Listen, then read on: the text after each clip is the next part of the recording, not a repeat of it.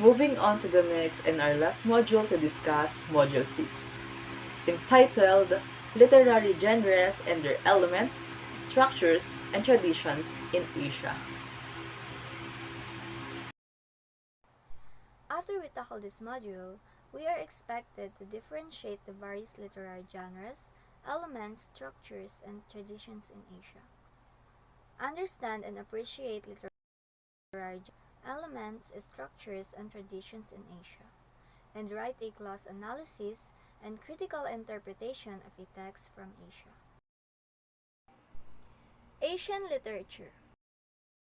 It refers to the literature that was written over a period of thousands of years in a variety of countries in Asia. It includes East Asian literature, Chinese, Japanese, and Korean literature. Central Asian literature comprises of Bengali, Indian, Pakistani, and Tamil literature. West Asian literature that covers Arabic, Persian, and Turkish literature. Southeast Asian literature that is comprised of Philippine literature. Throughout the centuries, a vast amount of Asian literature has been written. Most of Asian literature can be broadly categorized as lyric, drama, or narrative. The literary type of Asian writing was usually determined by the surrounding culture of the time and often expresses the ideologies prevalent in the era. Asian literature can be divided into a host of different labels, categorized according to religion, zone, region, ethnic group, literary genre, historical perspective of language of origin. Asian literature is diverse in that it showcases a variety of styles and themes. But as time has passed, common ideas have emerged among texts from various regions of the Asian continent. Asian literature is known as a philosophical and contemplative art form, pondering major life issues such as our origins and death. The religiosity and spirituality of all Asian texts is perhaps their most common feature. Haiku first emerged in Japanese literature during the 17th century. Unrhymed poetic form consisting of 17 syllables arranged in 3 lines of 5, 7, and 5 syllables respectively. A tierce reaction, brief, or their using very few words to elaborate this poetic tradition. It did not become known by the name haiku until the 19th century. Haiku is a nature poem which revolves around seasons and nature. We are all familiar about haiku, a poem consisting of 17 syllables arranged in the form of 5, 7, 5 syllables in 3 lines. A poet cannot create poetry without having a theme in mind. Haiku is a nature poem which revolves around seasons and nature.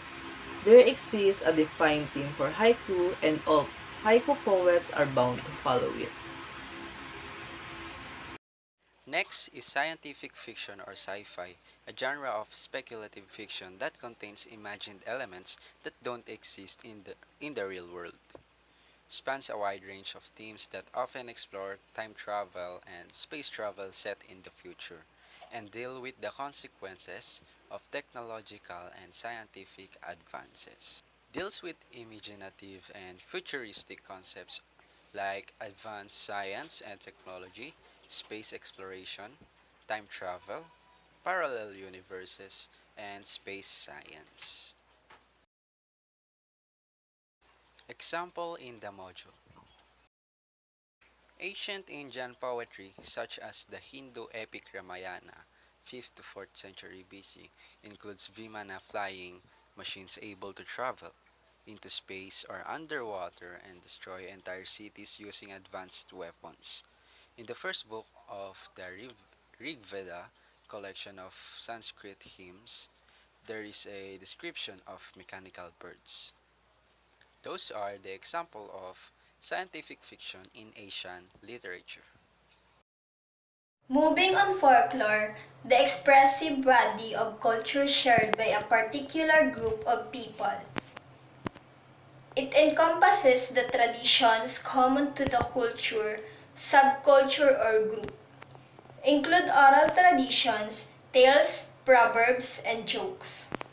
They sometimes include material culture, ranging from traditional building styles to handmade toys common to the group.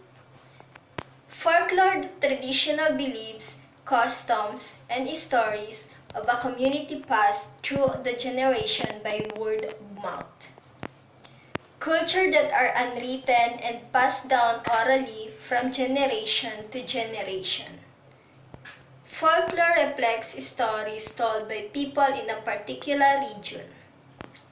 Folklore can define a population's values, beliefs, and preferred way of life with its literary routines. Despite the fact that local tradition differs and how different ethnic groups in China classify these narratives, they can be classified into many different groups that are to be sung or spoken. Folklore include folk song categorized as epics, shishi, narrative poem, xus shishai, wedding songs, kugiage, drinking songs, giuge, love songs, king ge, work songs, laodong ge, as well as the spoken narratives such as folk tales, Mingji Angosai, myths, Senwa, legend, Shuan Suo, animal tales, Dong W. Yugosai.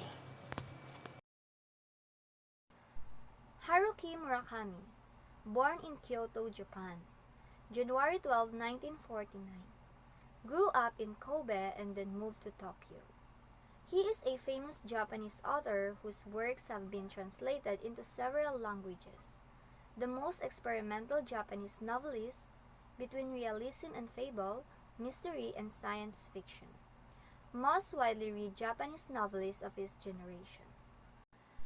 Yomiuri Literary Prize. Murakami is beloved for the genre he has created.